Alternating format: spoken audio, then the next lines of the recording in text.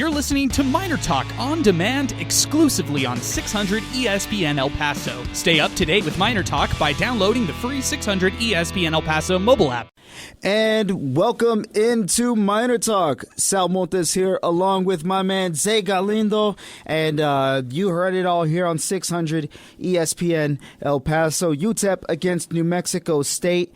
That one over at the Pan Am Center, and the Miners falling to New Mexico State 63-53. And once again, you are listening to Miner Talk, brought to you by the Oscar Arieta Agency. And number to get in, 915-505-6009. Looks like we already have a caller ringing in. We'll have Zay screen it.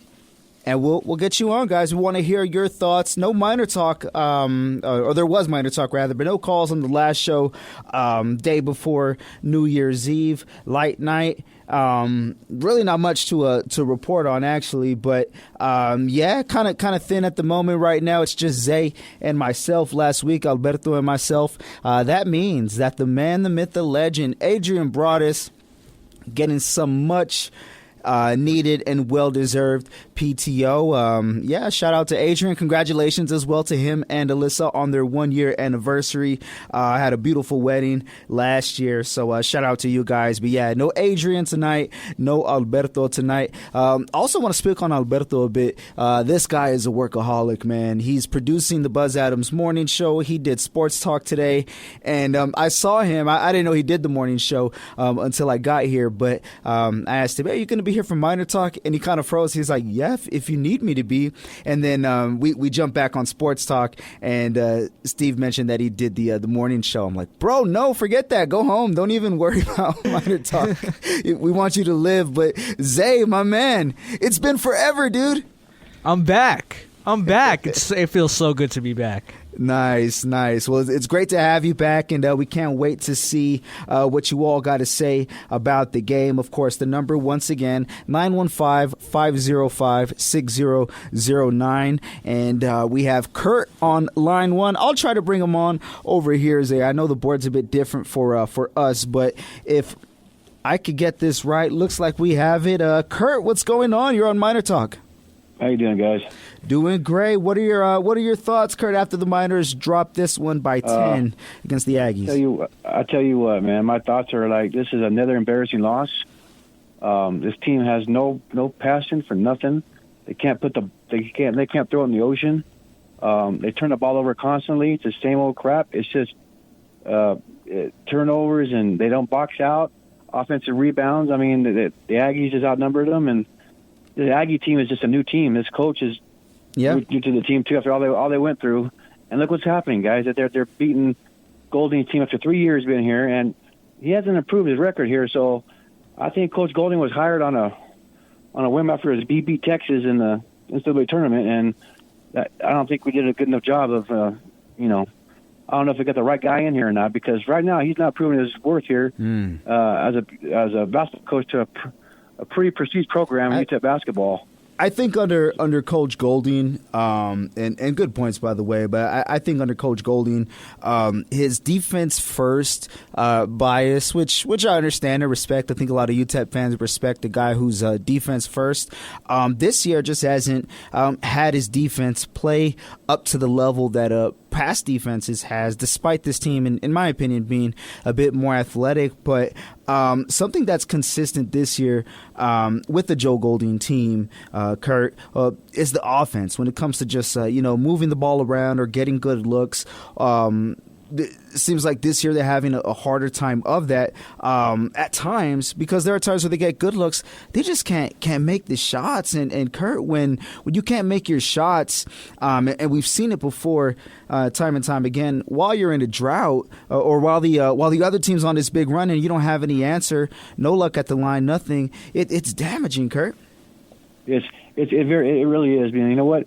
There's no alpha dogs in this team. There's no guy down low that can score. There's no true point guard. We got Powell, who drives in all the time. They watch tape on this guy. They know what he's going to do. It's just there's just nobody that can shoot the basketball except Hardy once in a while. And this whole season is going to be like this going to conference play.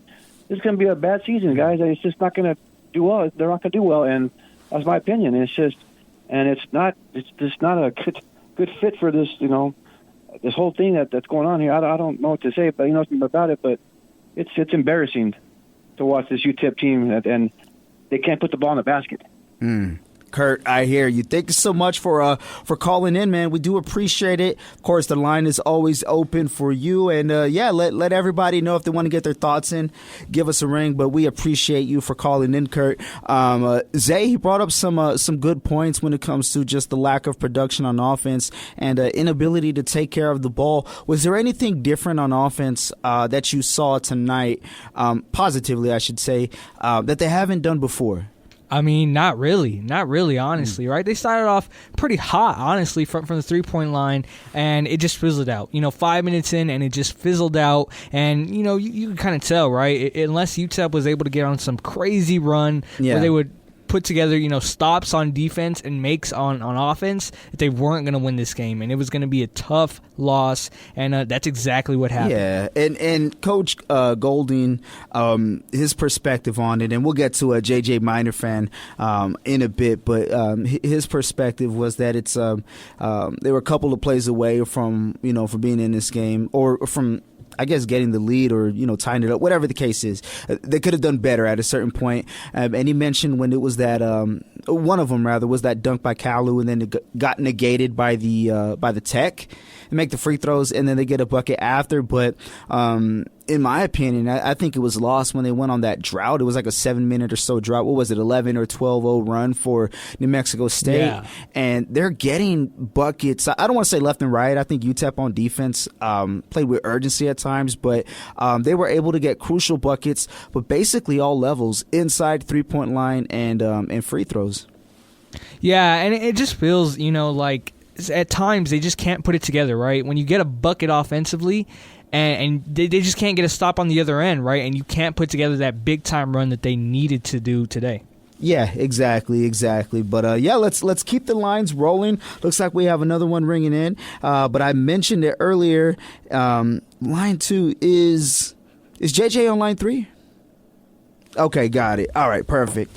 There we go. We got JJ, Miner fan, calling into the show. If I can get this button in. Jeez, man, hold on. I'm pressing it, I promise you. Oh, my goodness. I'm trying, Zay. Looks like we finally got it, JJ, Miner fan. I appreciate you. I'm trying to push these buttons here, and I think I got arthritis in my hands now. But, JJ, what's going on? Hey, what's up, fellas? Happy New Year, first off. Happy New Year. Thank you for calling in. And, what are your thoughts here after the Miners dropped this one by 10 on the road to the Aggies? Well, I'm not going to lie. Like I said last time, this is very disappointing. I mean, I drank the Golden Kool-Aid, and it's just not happening. Like, Sal said, nothing's coming together. I appreciate the defense. I'm a Haskins fan from back in the days. I appreciate the defense. They go all out on defense, but the offense is not coming together. It's recruiting. It's a lot of things that's happening that's not coming together. And like I said previously, like Goldie was maybe out of his league. We got lucky. He got lucky after one win. But it's just very disappointing. Like, honestly, I think we reached rock bottom. New Mexico State was in horrible shape after the whole incident, and yet they were able to beat us. And then after last game, I don't know if we could beat Chicago State. Didn't they win against Northwestern State? You know what? Let me take a look. I was doing scores earlier, and I think I skipped Chicago State. But I agree with you on that point. I don't think this game is going to be as easy as people think it is, especially when they haven't looked good for a large majority of the Division I part of the schedule. So let's bring this up for Chicago State. They last played Cal Baptist last week on the 27th, 74-62. They lost. Looks like they're on a losing streak, at least a 4-game losing streak. If I expand the schedule, it'll show more games. But I mean, they're not doing so well themselves. However, I think what's going on with them is more than just talent. I think it's a mental thing because they have the athleticism, but just the lack of consistency is kind of hampering the potential or the positive parts of the game that these guys can bring. Amen to that. And I'm not going to lie to you. Honestly, everybody knows, it's no secret. It's all about recruiting. And so far, if Goldie can recruit, which obviously he cannot, then he needs to bring in somebody that can, an assistant coach that can recruit. And I don't see it happening. I just don't see it happening. Man, I feel the sentiments, JJ. Thank you so much for giving us a ring, and yeah, man, you're always welcome in. Everybody's always welcome to join in the show. Once again, 915-505-6009.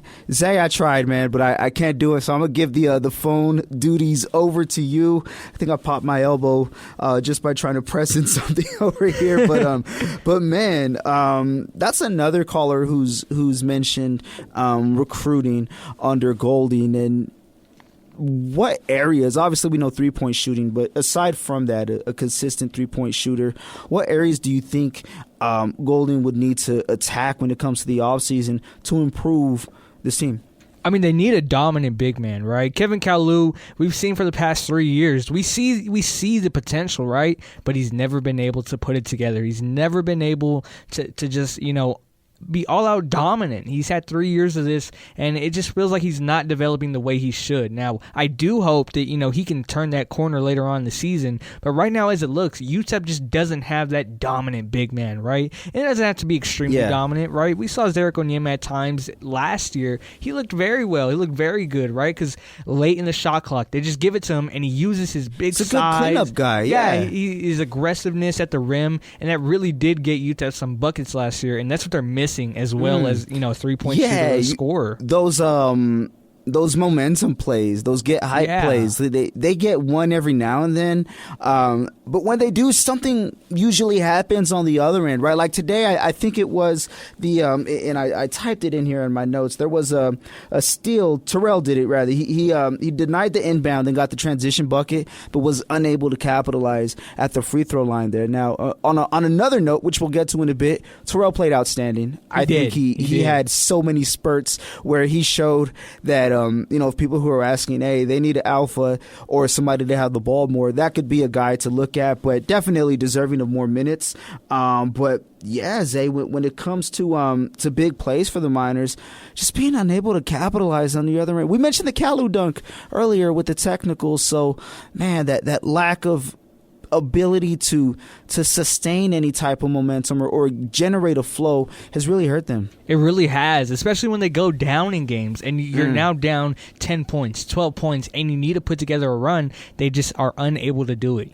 They'll get a bucket on one end and then they'll allow a bucket on the other, right? They can't put 2 and 2 together. Yeah, it's definitely not a positive there. We'll poke at some more. We'll definitely reel out some more stats and exciting plays, whatever the case is. It is a rivalry game, so things got a bit chippy. That was fun to, I would say fun to see. I didn't watch it.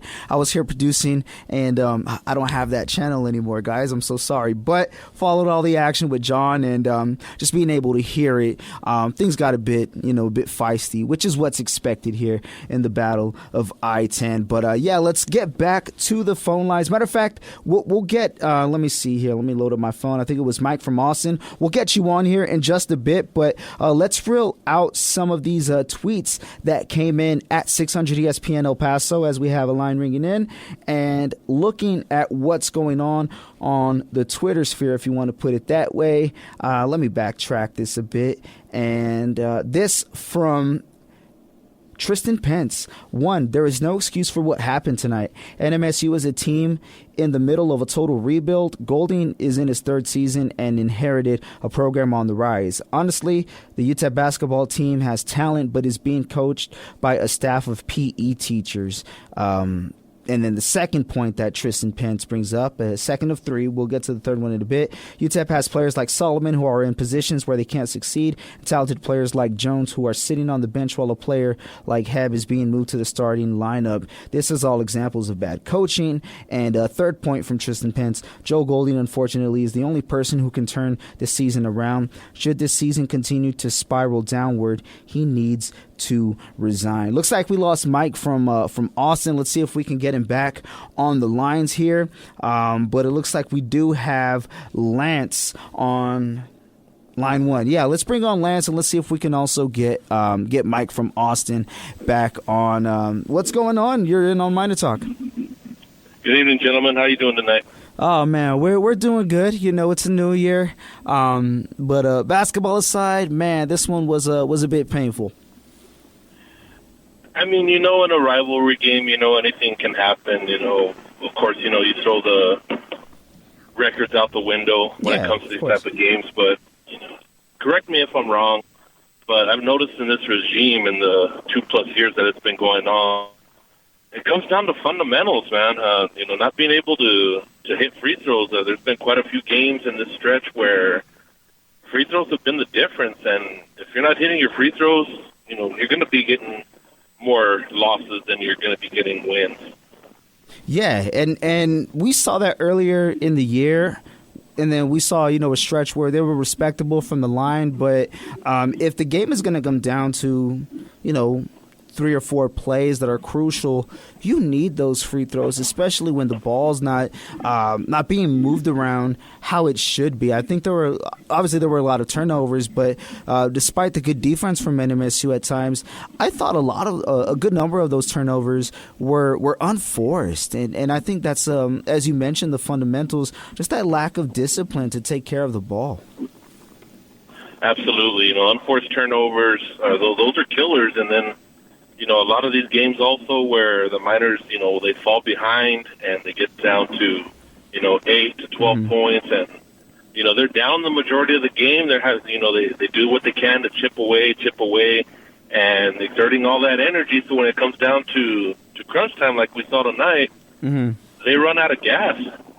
Yeah, and no, exactly. That's exactly it. Because we know that they're going to go 110 miles per hour, at times throughout the game. It's just sometimes it's a bit too late. But when it comes to this Miners and Aggie series, as you mentioned, it's a rivalry game. Kind of throw things out the window because that's what a rivalry is. It's just you against me versus you, whatever the case is. But for that second game of this 1-1 in Conference USA, what chance do you give the Miners at home against the Aggies? I would like to say that they would get a hard-fought win, but just looking at the way everything has gone this season, and if you take into account these 2+ years of this regime, I don't have supreme confidence that they would be able to get a win at home on this one.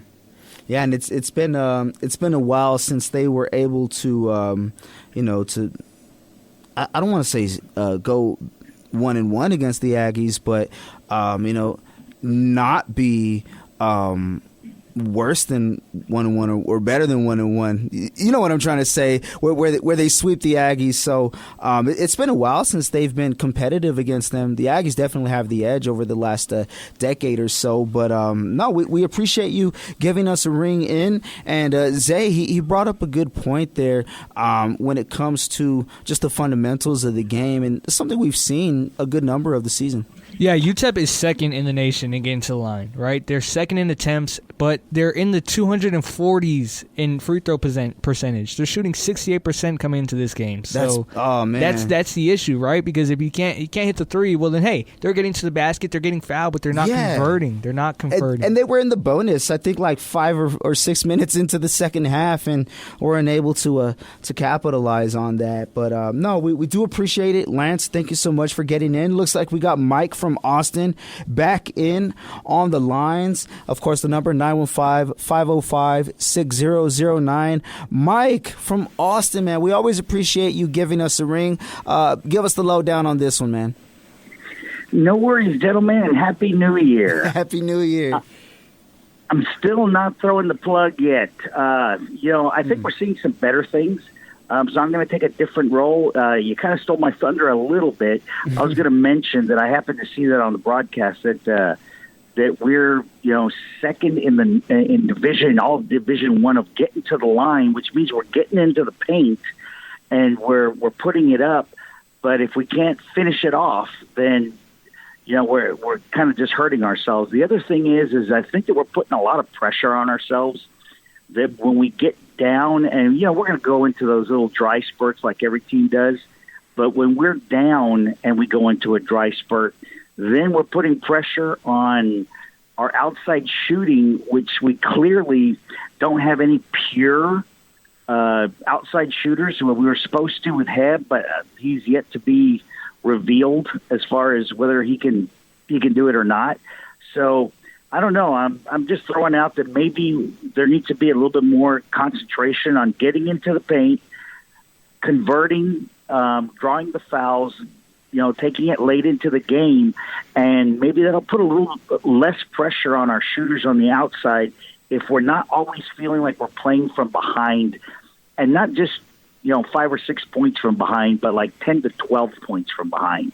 Then I feel that we were putting too much pressure on ourselves, and we need to go back inside and see what we can do, get the other team in foul trouble, and then let's see if that works. I don't know. I'm just kind of throwing stuff at the wall and hoping it sticks. No, I definitely feel the sentiments, but more of a positive outlook for sure, Mike, because we know the phrase, right? Glass half empty, glass half full. I think that was kind of a glass half full take, but noticing, hey, XYZ is not working, try the next thing, and no, definitely feel that. And we asked this to Lance, but I wanted to ask you 2 questions. Number one, how do you think they'll hold up against Chicago State? And then number 2, when they take on the Aggies back in the Haskins Center, will the improvement be there, and will it be enough to defeat New Mexico State on their home court? So first, Chicago State, I think that it's a good opportunity for us to have a quick turnaround and potentially put a W on the board, which I think would be kind of positive, just mentally, emotionally. And then as far as the turnaround with New Mexico State, if they're going to have the same troubles, I think that we encounter, it's a rivalry game, and I'd still give us the edge going into that game. But I think it'll be just like this one until the end there. I think it's going to be a hard fought for both teams. But I do kind of give us the edge because we are playing on our home court, and we know how that goes with that rivalry. No, definitely feel that. Thank you so much for calling in, Mike. You don't have to. You could be anywhere in the world, but you're here with us. We appreciate you. No worries, gentlemen. Talk to you next time. Have a good one. That's Mike in Austin, always giving us some good insight on what his thoughts are on the game. But as we move along, let's go to Twitter, and then looks like we have Milkman on the line as well. Let's read off what's going on here. And man, there's so many to get to. And this from Steve. I think I want to bring it up. I just popped in 600 ESPN El Paso on the Twitter sphere, and about an hour ago, in response, because I do want to provide context, it's not like it's just coming out of nowhere. Steve posted an article about 6 hours ago on the 600 ESPN El Paso website. This is how UTEP basketball can save their season. And then a response by Leandro Valenzuela says, nope, this is ridiculous. And this was an hour ago. All this team does is shoot threes, and they can't make most of them.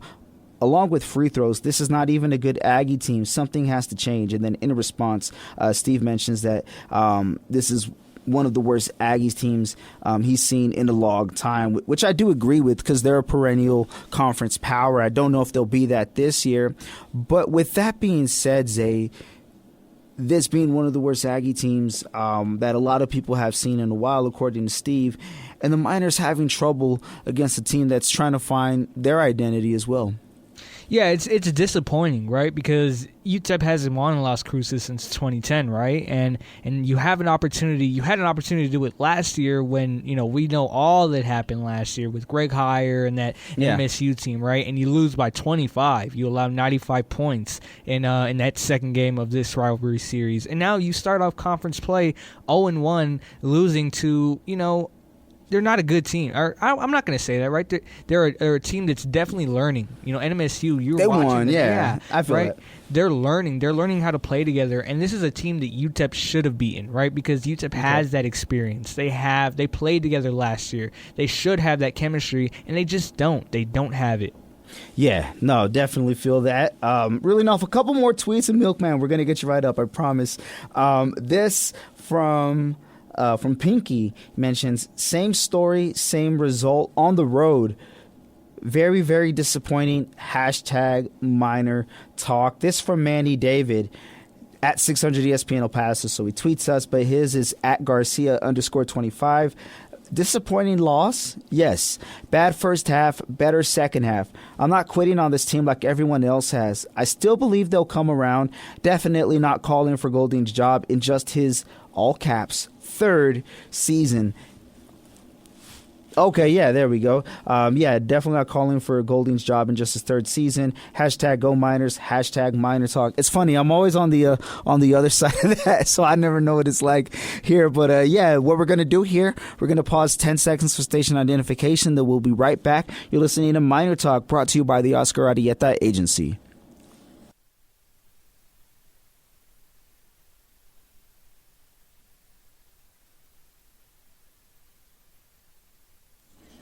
And we're back on Miner Talk. Let's go ahead and get back to the lines right here. Zay, Milkman, he's in on line 2. Milkman, Happy New Year. It's good to hear from you.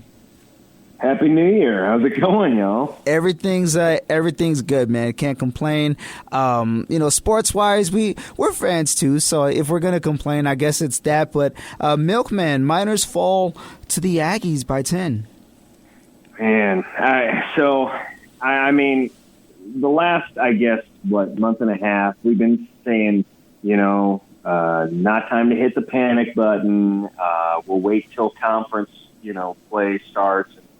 I got to tell you, I'm losing hope. I don't think they're like, I don't know how you can win a game when you cannot throw it in the ocean from outside. I mean, they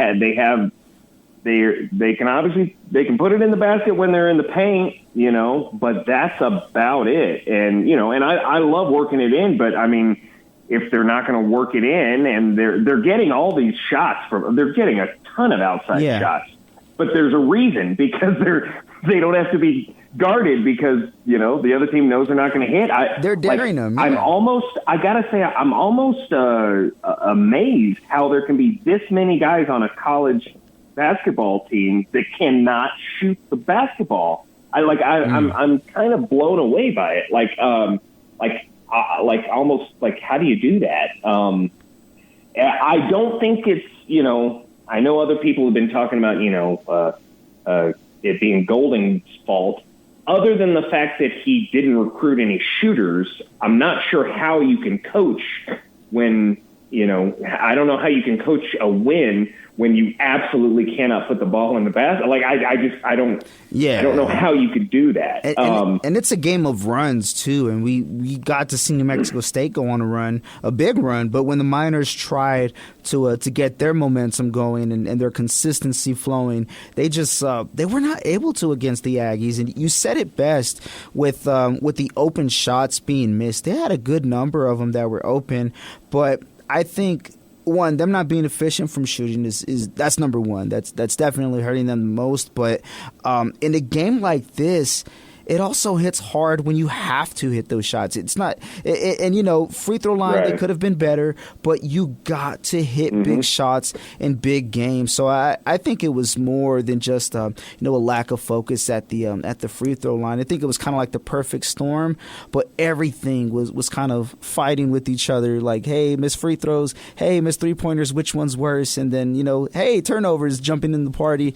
It's really difficult to get something going in a game where you got to be locked in. Yeah, and I'm a true Miner fan, so it's not that I'm giving up, but I just don't see it. I don't see them pulling a good season out of the way they play. But I'll be there. I'll be watching them. I'll be going to as many home games as I can. But I will say this: it certainly makes recruiting easier because he knows what he's got to recruit. He's got to recruit some guys that can actually shoot. So I other than that, I just I'm really hoping they can turn it around, but I don't see it. Yeah, no, we do appreciate it, Milkman. Yeah, you know the number. Always give us a ring. But Zay, our man Milkman, and thank you so much for the call as well. Milkman making some good points there. What are your biggest takeaways from Milkman? Mentioning not making shots. I know I asked this earlier, but let me rephrase that. In addition to not making shots, what would you say is also hampering them this year? Yeah, something that I've seen, especially down the stretch of these last couple of games, is that chemistry that they had offensively, it's starting to wear off. In the beginning of the season, we were seeing a lot of cuts, back cuts to the rim, nice passes. It was just crisp, it was clean, and, even though they couldn't shoot, they were getting to the rim, they were getting good looks. Especially today, I saw, whenever, a player's cutting to the basket, there's like miscommunications between the ball handler and the guy cutting. And the chemistry that was there, the thing that made this team fun, it doesn't feel like it's there anymore. Those trust type of plays, It's starting to feel like this team doesn't trust each other the way it should be. And that's really alarming to me, because if you don't have trust in your teammates, especially offensively, how are you going to win basketball games when you can't shoot the basketball, right? So, they're getting to that territory where I'm like, Yeah, and I think ball movement is one of the things. And, we mentioned it earlier, forced or unforced, there were a lot of turnovers for the Miners. And another part when it comes to kind of that trust basketball, so to speak, which is number 2, you mentioned it. We're not seeing some of those same plays, some of those passes that you could make unless you're absolutely positive and certain that someone's going to be there. Seems like there's a bit of hesitation as well. So that ball movement's really, really hampering them. But where they've regressed as well, and I guess this is my main number 2, is the lack of fast break points or the inability to capitalize on them successfully has also hampered. So when you can't score and you can't shoot the ball, you're able to get open looks at the cup, but not cashing in on those is going to hurt. And we saw it when, really when Terrell went for that fast break, and he played amazing, by the way, but not being able to build that momentum because of your inability to capitalize on those fast break opportunities. Yeah, the lack of fast break points, points off turnovers, that's something that we saw early in the season with this UTEP team that made them, drop 100 points. Hey, non-Division I teams, maybe that doesn't count, but they still dropped 120 something, right? You got to be playing some good basketball to do that. Yeah. So they just haven't been able to put together, those turnovers, good defensive possessions. They turn them into quick fast break points. We have not seen that from this team. Yeah, and it's crazy because I do think that the effort was better in this game. I thought the sense of urgency was there, just weren't able to capitalize it. But what we got to do, we have to pay some bills, guys. So we're going to take a quick break. We'll be back in about 3 minutes or so. And then some of the talking points I want to hit on, Zay, we haven't even mentioned this at all, but one of the biggest ones was Zid Powell not scoring a field goal.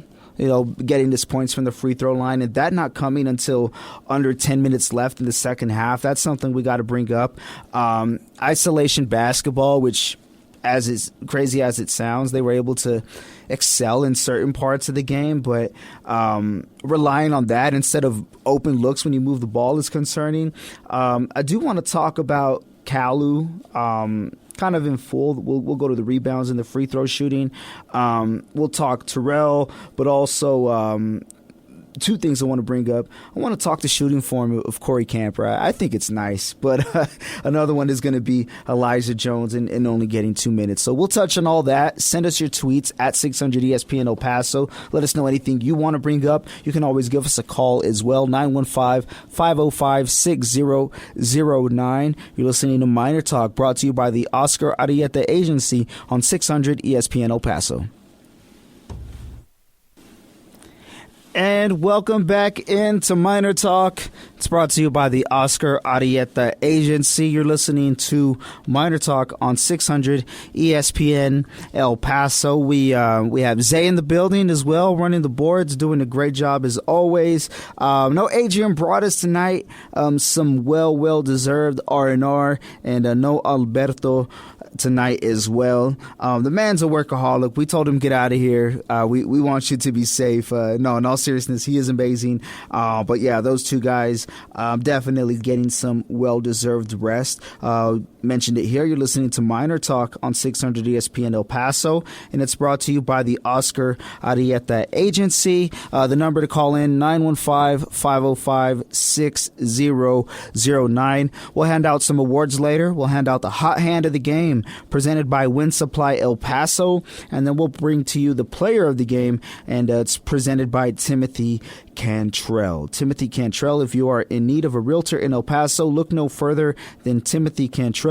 Check out listing and information on his social media at Timothy Cantrell, and the hot hand of the game presented by Wind Supply El Paso. Check them out at windsupplyelpaso.com. So a lot of points to take away from the game, Zay, but there were 5 that I kind of wanted to ask about and get your insight on. I mentioned it near the end of the segment. I may be leaving one out, so let me know if I am. And in no particular order, it might be different than the order I mentioned it. But one of them, one of the first ones I wanted to bring up, I should say, was Zid Powell. No field goals tonight, and a really quiet night from Powell.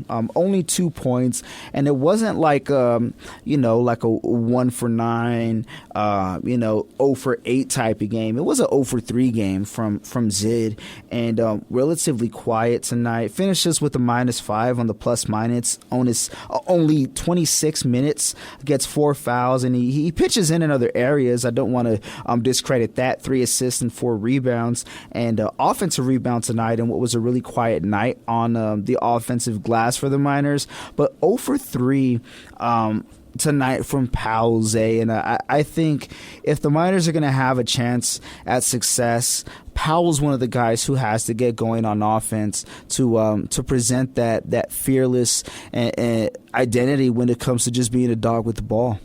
Yeah, and I've talked about this, right? Zid Powell and Tay Hardy, right? UTEP relies on them a lot, right? If either of them have a bad game, chances are UTEP is not going to win. We saw in that Wyoming win, that big-time Sun Bowl Invitational Championship, Zid and Tay, they went off. They had great games. UTEP won that game against Seattle. I mean, neither of those guys were able to get into a rhythm, and they lost. And we saw that again today, right? Tay, he had a solid game, but Zid was nowhere to be found.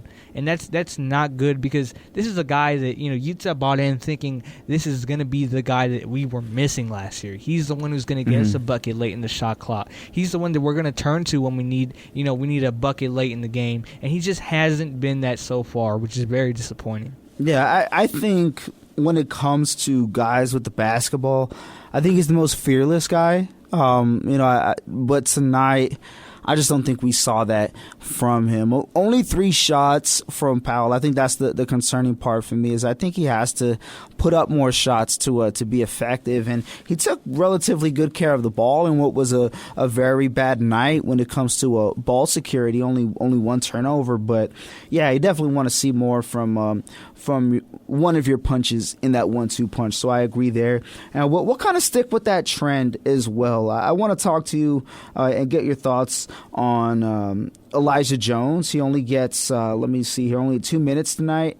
And Heb right here when it comes to it. Baylor Heb, no points. A donut from him, a 0 for 3 night in 13 minutes of play.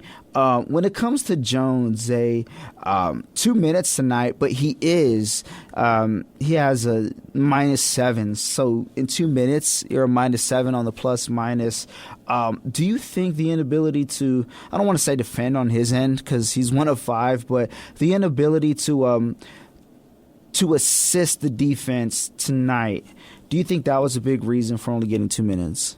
It could be. It definitely could be, because there's got to be a reason that, a guy who's a 2-time freshman player of the week for UTEP, who had great games in the earlier season, and he's just a freshman, he's not getting the minutes that, I say he deserves, right? Especially when John Dos Anjos, he's out. He's not playing. You're lacking front court depth, and you're not playing a guy who could, maybe get you a couple buckets here and there. And I understand that maybe he doesn't understand the UTEP defensive philosophy all that well yet. That could be a reason he's not getting the minutes, but only 2 minutes? I mean, especially when you don't have that front court depth. We're only seeing Kevin Kalu and Calvin Solomon, really. Those are the only 2 bigs to get real playing time today. And I don't know how that would work. Yeah. No, I understand completely. I do think when it comes to Jones, the potential's there. There's no discrediting that. I think everybody knows, and he could get hot when it comes to it, but just haven't seen that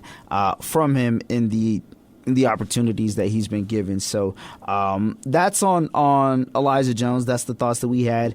Now Baylor Heb getting the starting role, but only putting up 3 shots and being scoreless tonight. 3 fouls, 1 board, and 2 turnovers. It wasn't even a quiet night. I think it was loud, but it wasn't a good loud for the Miners. And the highest on the plus-minus on the negative side, or lowest, however you want to look at that, a minus 13 in 13 minutes. Zay, what's going on here when it comes to the production with, or what do you think's going on with the production of Baylor Heb? Yeah, I want to start off by saying this, right? I think Baylor Heb, he definitely has a lot of potential on this team, but, at least at this time, what has he done in his limited playing time, ever since becoming eligible? What has he done that warrants a starting spot, right? When it comes to mixing it up versus a guy like David Terrell, who provides more defensively. He's more athletic. And hey, maybe he can't, space the floor as well. Maybe he's not a great shooter, but hey, I mean, he hit a 3 tonight. He was 1 of 1, I think. Baylor Heb, he did not hit a single shot. He didn't, at times it just felt like he was just there, right? He wasn't providing anything for this UTEP team, and it's just, I was kind of baffled that he got the starting spot over a guy like Corey Camper or a guy like David Terrell. Yeah. And he didn't do much with it. You know what? I have no idea what's going on. We know that the form is there. A lot of people have mentioned in practice this guy's sniping it. Like he's reliable when it comes to it. But you definitely want to see some production from Heb for a couple of reasons. I think one, people were really excited when he got eligible because they saw the potential there. But also two, that's another body that the Miners can have out there. And I think when it comes to Heb, Golding sees that potential and is trying to unlock it. I think it's there. It's just not. It's like you're picking at the iceberg, but it's just not cracking yet. I hope it cracks soon. Don't get me wrong, but I don't think he has him out there just because. So definitely something to look forward to there, which leads into the next one. You mentioned 2 of these guys. One, will start out with David Terrell. This guy, incredible night by Terrell. 3 for 3, a perfect 100 from the floor. But he was, let's see here, 0 for 2 from the free throw line. So if there's anything, I guess that's the worst part of the game. But he does get 2 boards, has an assist. Only 1 foul on a defense that I think was very active and played with urgency at times. Only turned it over once, but he also gets a steal as well. But my favorite stat, Zay, 3 when it comes to the plus minus, and I know people may say that's not that great, but he's the only one in positive territory for a plus minus. So we talked about the starting lineup. Terrell, that potential. Do you think at some point we'll see Terrell over Heb in the future? Yeah, in the starting lineup, I should say. Yeah, I definitely do. Especially if UTEP, keeps trending the way they are, which is down, right? You got to give your freshmen a shot. And, David Terrell, he has had his moments in the season, where he struggled a bit. He has, right? But for the most part, he fits Joe Golding's system, especially defensively. I mean, he's such a fun player to watch defensively. He's a great on-ball defender. He forces a lot of havoc. He does a lot of, I don't know what the word for it, but just watching him defensively, he causes a lot of turnovers and wreaking havoc. Yeah, wreaking havoc, and it's so fun to watch. He fits this Joe Golding system, and you just hope he continues to shine in the opportunities that he gets. Yeah, no, definitely agree there, and man, that potential looks fun, which leads me to my next point on. I don't want to say on Terrell specifically, but he's part of that equation. We saw Corey Camper out there tonight and going 2 for 5 from the floor, 1 for 3 from beyond the arc. Gets 2 boards, 1 of each, offense and defense. Only 1 foul on an active defense tonight, 1 turnover, but he gets a block and he also gets 3 steals. So 2 things on Camper, but 1 because we were talking about Terrell. At times, do you think switching from a Powell and Hardy duo when it comes to the starters, if you want to put it that way, going over to kind of like that young duo in Camper and Terrell, do you think that would be a good change of pace, to see something consistently, or do you kind of like where it's at right now? Yeah, I definitely think, maybe Zid Powell and Tay Hardy, instead of them being on the floor at the same time, maybe you could put Zid Powell and Corey Camper, right? Okay. Offset Powell's, struggles from three-point land with Corey Camper, who, like you said, he has nice form. Eventually, those hopefully will start to fall. And then on the other hand, you got Tay Hardy and David Terrell on the floor together. Maybe those two could work out. You got to try something. And I think, offset with guys with offsetting play styles, they can work together on the floor for the UTEP offense that has struggled. And Zay, you must be a mind reader, man, because that was the next point on Terrell. Steve Yellen mentioned this on the broadcast, that out of everybody on the team, when it comes to Camper, I should say, that form of Camper is probably the best on the team, according to Steve Yellen. Now, I'm asking because I have not seen it. I haven't seen the games on TV as much as everybody else has, because I'm here in the studio and I listen to it. But thoughts on the Camper form, and is it the best on the team?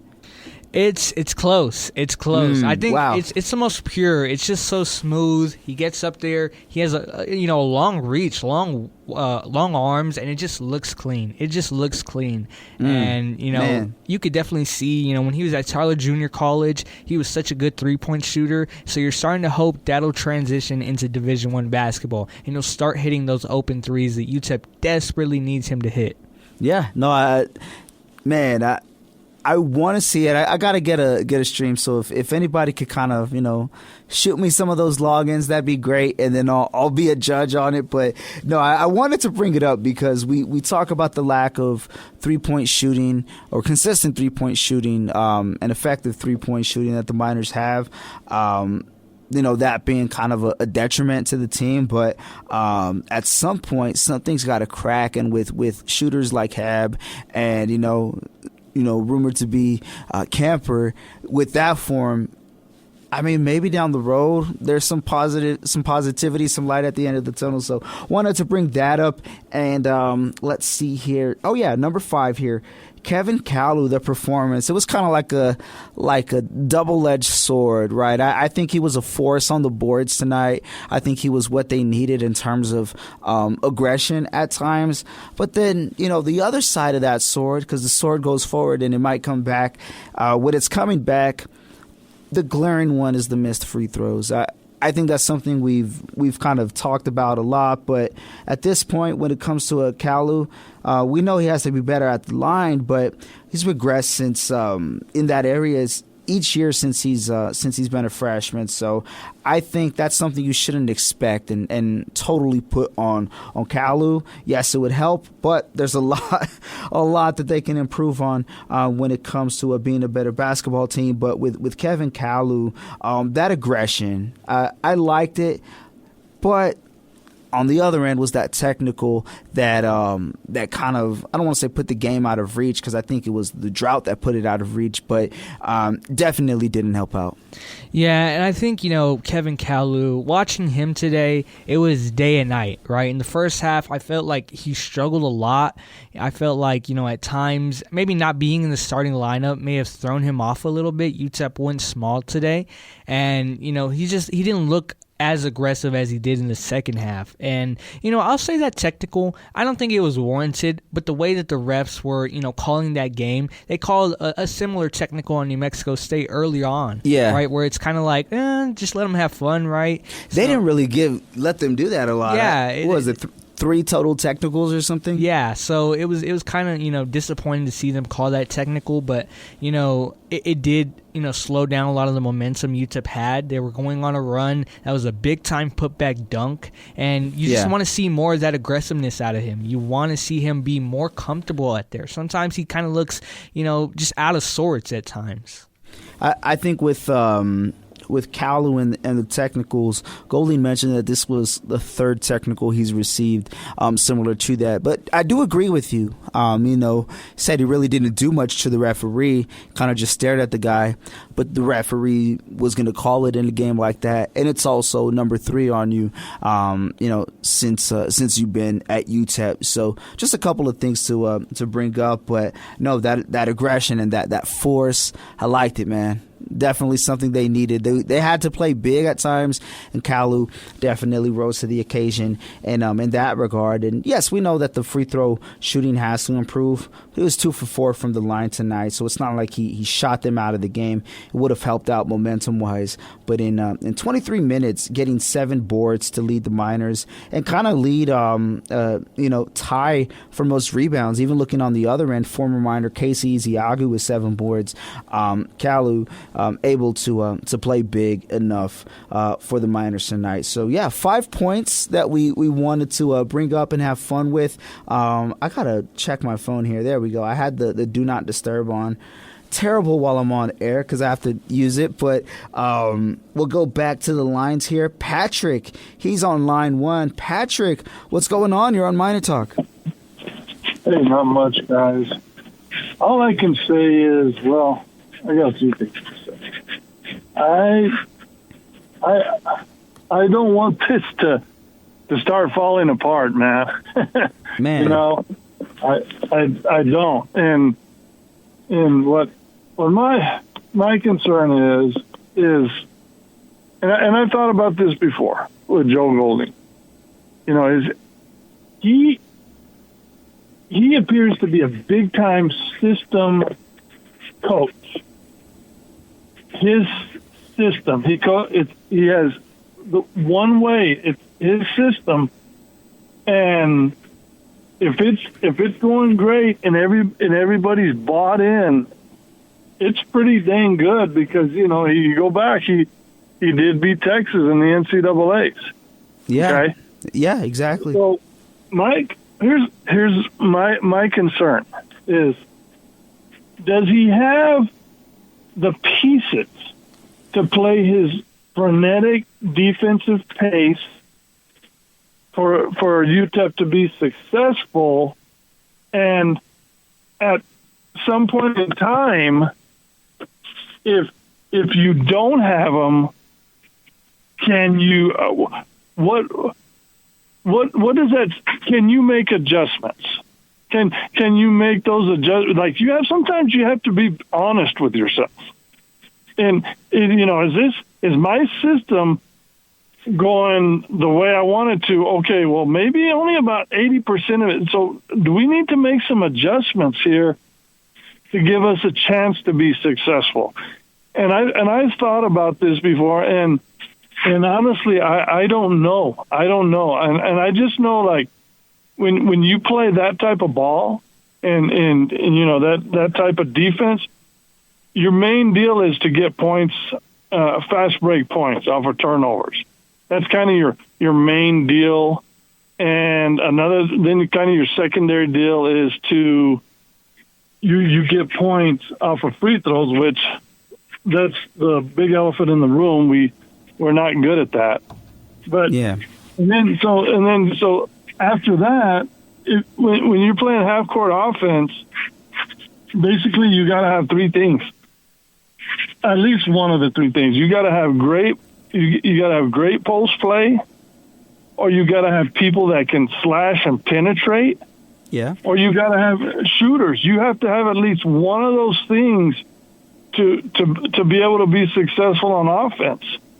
And I have these questions about, kind of what's going on, and I want us to win. I don't want, this thing to just fall apart, but I just hope that he's given it full thought. And I do wonder, because he even said in the post-game interview, he said that we have to trust the process. So basically, to me, what he's saying is, I'm gonna die on that hill. Yeah. That's what he's saying. I'm gonna die on that hill. I was hired to do this, and that's what we are gonna do. And maybe there might be a couple of adjustments that could be made that can make it be the difference. And, you guys were kind of talking about that, you messing with the lineup and whatever, what have you. But that's what I wanted to say, and I'll just leave it with you, okay? And y'all have a great evening and be safe, okay? Patrick, thank you so much. You're always welcome in, and Happy New Year, by the way. We appreciate you giving us a ring. That's Patrick calling in. You mentioned are the pieces there for the team, or what adjustments can be made? And I feel like we have this conversation after every loss, right? Like, hey, is it the system? We talk about the lack of production in the half court. I think that's glaring. But if there's no improvement on it, what adjustments need to be done? We know that one thing that'll help out, and he mentioned it as well, is the fast break points, but not even being able to capitalize. So, more times than not, I should say, not being able to capitalize. Also hampering you. Where do you go when the little things that you can do to get you back in the game or extend a lead fall short on your end? Yeah, talking about adjustments, right? And when I look at this UTEP basketball team and the way it's built, it's kind of hard to make adjustments when this team is built to run exactly what they're doing. It's built to force turnovers, get points in transition, get to the rim. And, when they're unable to do that, and you kind of got to make an adjustment, what adjustments are you going to make? They can't shoot the basketball. They have trouble, spacing. They have trouble doing a lot of things offensively, which we've seen. What adjustments are there to make? And that's where I'm stumped. And that's why I'm not a college basketball coach, right? That's why Joe Golding is there, and that's why, hopefully he does make those adjustments. But at least for me, I don't know what kind of adjustments there are for this UTEP team to make. You know what? It's hard to disagree when we talk about the other areas that they can improve, and they haven't, shown progress in that area. If the athleticism, which I think is better this year than it has been in previous years under Golding, if the athleticism is there, what else is there to do other than trust the process, as Coach Golding mentioned? So, I don't think that he's not exercising his best options. I think he's putting guys out there that he believes give him the best chance to win. It's just a lot of little things not going their way kind of snowball into one that hits them in the face later on in the game. So, definitely tough to deal with, because I feel like we've had this conversation just about every game. But it's game one of Conference USA. It's a long season. Who knows what happens? So let's get back to Twitter. We have some tweets from Joe Chacon, and I promise we're not ignoring you. I wanted to read them, but we got some calls and whatnot. So Joe Chacon, this is your time, and then we'll also read some from UTEP Minero. But first up, this one from Chris on Twitter. It's going to be a long season. #get ready. Going over to Joe Chacon.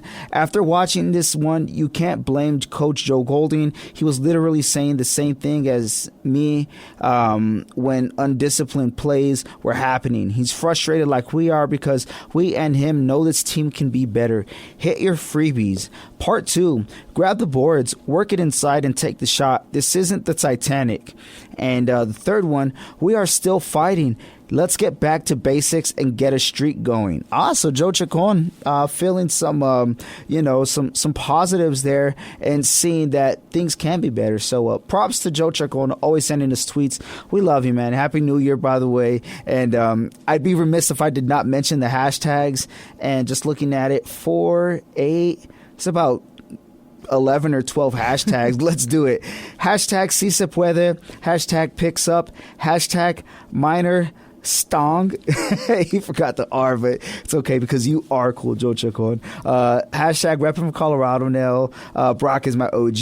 Zane is in training. Sal is my pal. Go get your ink already.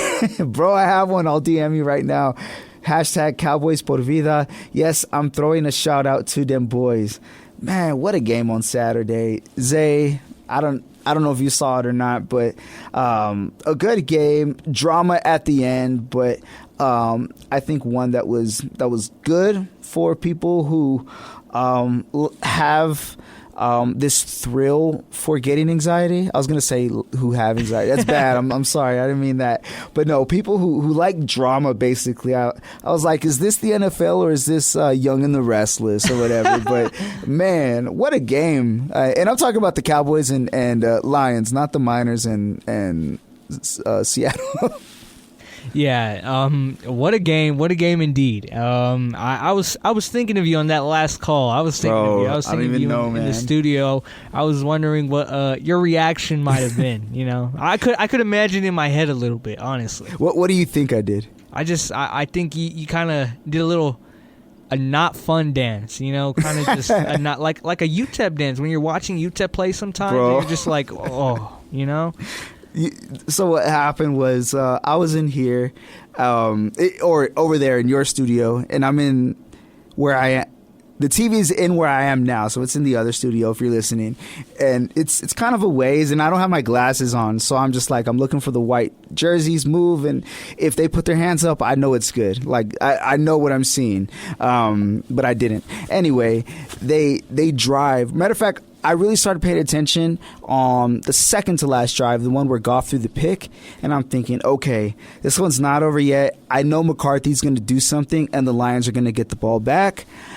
I need to play the lottery because I was right there, but I don't win the lottery because much like the rest of America, they might play it, but they didn't get it. So they also got that right. So that's my lottery fund there. And they get the ball back, and I'm like, they have a chance to drive it. They got to go to Laporta. They got to go to St. Brown. Those guys have been killing it. Dogs. And sure enough, St. Brown gets a touchdown. I'm like, yes, Golding. Campbell might go for 2. And he goes for it. And I'm nervous at this point. I'm like, I just got to see those hands go up. Those hands go up, and I don't even know who catches it. I thought it was Laporta. That's how far away I was. And I'm like, let's go. They're in there. Hell yeah. Then I go back to my laptop. I'm like, yeah, there we go. 21-20. It's all good. But I need to refresh my browser. So I refreshed the ESPN tabs that I have open, and it says 20-19. Cowboys are up still, and I'm like, that's strange. Maybe I hit the back button instead of refresh. I click refresh and nothing. So I'm like, is the Wi-Fi bad? Trying to reason. And then I look at the TV, and then next thing I know, their hands go from up to the side, and I don't even know what happened. And there was another flag, and I'm thinking, Campbell, just go for the PAT and go in overtime. CD might cook you. That's if they win the toss. You have a chance to win the toss. They can't stop Laporta or St. Brown either. But no, he went for it, and the theory is he wanted to play for the win, no matter where he was at. And one, I think when you have the momentum, it's okay. And there's 3 points. 2, it's not a do or die game, so might as well go for it. But then number 3, you have one of the top offensive coordinators drawing up something for you, and you put your faith in that. However, on the other side, the Cowboys had other plans, and they get the stop there. So a lot of emotions, man. My Apple Watch heart rate was the highest it's been, I think, I want to say all year in 2023. You know, it was a crazy game. It was a crazy game, and you know, I couldn't even react well enough because I was just like, what did I just watch? You know, that UTEP-Seattle game, it stumped me. It ruined my viewing experience for that game, honestly. Did the Cowboys win, or the way they won, did it cure the pain on the Seattle loss, or were you shocked with the Cowboys win and not really knowing how to feel? You know, it didn't cure the pain. The pain was just, it was there no matter what. You know, it was there no matter what. You bleed blue and orange. Blue and orange, man. Bleed blue and orange. There right you go. now, you know, bleeding a lot. All good, Zay. Man, a lot of fun stuff to unpack with these NFL scenarios, and Cowboys have a chance for that 2 seed. They are the 2 seed right now, so basically win and you got the 2 seed. But that race between let's see, I don't have it in front of me. I was looking at it earlier. It's the Packers, the Seahawks, potentially the Vikings, but there's 2 South teams who have a chance for. I think 2 of them have a chance for the division, and 2 have a chance for the wild card. But that AFC is looking nice as well. But this is about UTEP, guys. I'm sorry, I got to get back to it. UTEP does lose to New Mexico State 63-53. We got some awards to hand out. Last game, Zay, it was really hard to hand out these awards considering the performance. And although the loss tonight was on the road and it was against New Mexico State, they did not look good, at times, and they did at times. Needless to say, it was a lot easier tonight to hand out some awards. So let me bring up these here. We'll get this ready for the awards. We have the Hot Hand of the Game presented by Wind Supply El Paso. Visit windsupplyelpaso.com. And then we have Player of the Game presented by Timothy Cantrell. And you can check out listing and information on his social media at Timothy Cantrell Realtor. Number 1, we'll go with Hot Hand of the Game. And for this one, Zay, I want to leave it up to you, and then I'll get the player of the game. But considering that they got some buckets they needed in the second half and in a couple of series, who do you go with for Hot Hand of the Game? Yeah, for Hot Hand, I'd go with David Terrell Jr., the freshman. Okay. He just provided a spark at times when UTEP they were lingering on that, this could get ugly. This could get ugly range. And he provided a spark defensively. He had some tough buckets, that transition and one, the contested 3, just to name, some of them. I thought he had a great game. 7 points, 2 rebounds, 1 assist, but that really does not do him justice for the impact he had on the floor today for the Miners. Yeah, the impact he had, the only one in positive territory when it comes to plus minus. David Terrell is your hot hand of the game, presented by Wind Supply El Paso. Visit windsupplyelpaso.com. And let me correct myself, David Terrell Jr. I do apologize. I got to get that right. It's on there for a reason. David Terrell Jr., the hot hand of the game, presented by Wind Supply El Paso. Visit windsupplyelpaso.com. And the next one here, player of the game, presented by Timothy Cantrell. And I don't think we really got to look any further than number 2, Tay Hardy. He gets 21 points, led all players in scoring, 6 for 17 total, but 3 for 10 from beyond the arc. Did put it up a lot, but a guy who plays 2 minutes shy of basically the full game. He also was perfect from the charity stripe, 6 for 6, 3 boards, 2 assists, does have 3 fouls and a team high and game high, but he's also tied when it comes to this. No, let me look at that. Second highest, I should say, total, but highest for the Miners. That being turnovers, 4 turnovers. Iziagu, 5 turnovers when it comes to New Mexico State. But nonetheless, I say all that to tell you that Tay Hardy is the player of the game, presented by Timothy Cantrell. If you are in need of a realtor in El Paso, look no further than Timothy Cantrell. Check out listing and information on his social media at Timothy Cantrell Jr. Tay Hardy, your player of the game, presented by Timothy Cantrell. I don't think we could really go anywhere other than Tay Hardy. Yeah, I think he, at times he did struggle, but, he's Tay Hardy. He hit some tough mid-range buckets. He got to the line and he converted on his opportunity, as you said, 6 of 6 at the free throw line. So, he just had a good game. He scored buckets when UTEP needed buckets, and, all in all, you just got to hope that he can be a little more efficient, but you can't ask for, much more than 21. What is that? 21 points, he said? 21, yeah. A game high 21 points. Just a solid game from Tay Hardy in a tough game all around for the Miners. Yeah, I think there was ISO ball at time from Tay Hardy, but it was much needed. They needed to get a rhythm going, and if you're forcing passes or not able to get them over because the defense is there, sometimes you just got to, take control, and I think he did that at times. Unfortunately, it did not lead to a win, but you got to see some highlights from Tay Hardy. So that is the player of the game presented by Timothy Cantrell. Once again, if you are in need of a realtor in El Paso, look no further than Timothy Cantrell. Check out listing and information on his social media at Timothy Cantrell Realtor. And that's pretty much going to wrap it up. We'll do a quick preview on Chicago State before we bid farewell to you all for the night. Chicago State coming up next for the Miners. That is on Sunday. That's going to be probably midway through the fourth quarter when the Lions are giving the Vikings that Charlie Clark Nissan Nana Pow Pow.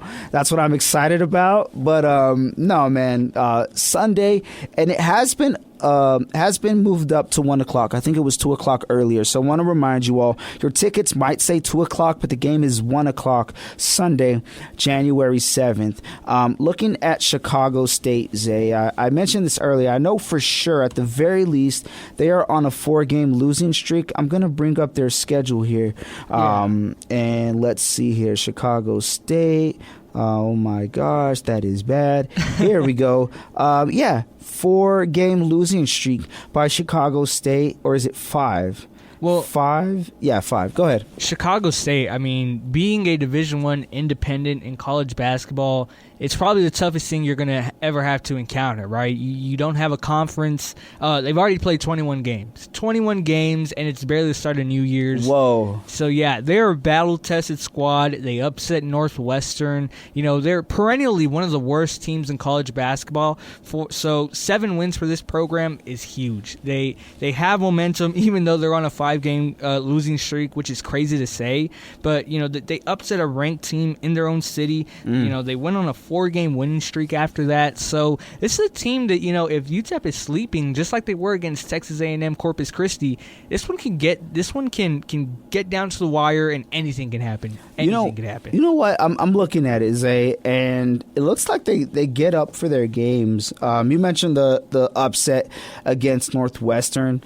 Obviously, that's a big one to bring up, but looking at a couple of other games, they dropped one to K-State just the other day, and I think this was...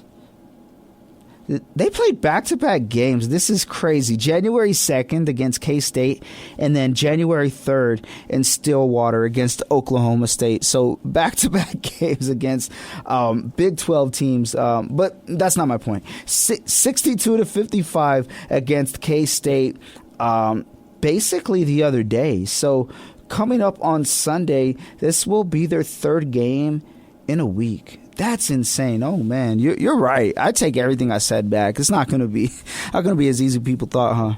Yeah, they're a team that, they're definitely not scared of anything. They're not scared to go into a big-time Division I program and compete. And they're going to do that. They're not going to. This is not a give-me game for UTEP, especially the way the Miners have been playing. If they're not careful, this could be another upset at home. And, UTEP on paper is better, right? I'm not going to say that Chicago State is this big-time world-beating team, right? They're 7-14 for a reason. But, UTEP is going to have to be on their A game and not overlook this Chicago State team. Yeah, no, you're right. Gonna be a game where I think both teams are in similar boats as far as trying to prove to themselves who they are, and there's dog in them. It's just are they going to bring it out, or are they going to get it beat out of them that night? And both teams have the ability to do both. I think that's the interesting part, but should be a fun one. Definitely a good chance for the Miners to get back on track. Want to go back to Twitter really quickly. This from Joe Chacon. This show always makes wins or losses so much better. Sal, I owe you when I get back in the town, but we can make it double or nothing for the playoffs. Let me know what it is, man. I don't remember what we bet, but if it's food, I got you. And Zay, pro tip, always bet food. That way, even if you lose, you get to eat food. So you're good there. And I think we got to close it up in a bit anyway. But he continues to tweet. I'm not done yet there. He says, double or nothing for the playoffs. Zay, I got your first drink at 21 or MinerTalk at 18. Now just transfer to Franklin and I'll adopt you. Hashtag FHS. Hashtag real pride of the West Side. Zay, are you going to get inked up or what? Inked up? Hey. I don't know. Anything could happen. Oh man, gotta love Joe Chacon. But yeah, we also got some more tweets. No, I think we're good there on the tweets. Yeah, I think that's pretty good from what we have here. So that's gonna wrap it up. Zay, I think we're good. Not much more to explain on. Yeah, this has been Miner Talk, presented by the Oscar Arieta Agency. Want to let you know the hot hand of the game. David Terrell Jr., presented by Wind Supply El Paso. Visit windsupplyelpaso.com. And the player of the game, presented by Timothy Cantrell. Player of the game, none other than guard Tay Hardy. If you are in need of a realtor, look no further than Timothy Cantrell. Check out listing and information on his social media at Timothy Cantrell Realtor. And yeah, I think that's going to put a bow on this one here on Miner Talk, where UTEP loses on the road to New Mexico State 63-53. Miners back at it again this Sunday at the Haskins Center. They'll be taking on Chicago State. And yeah, next time we talk to you, we'll have Adrian Broadus back in the building as well. But want to let you know, we do appreciate you all for calling in. And you've been listening to Miner Talk here on 600 ESPN El Paso. Miner Talk presented by the Oscar Arieta Agency. UTEP loses to New Mexico State in the Pan Am Center 63-53.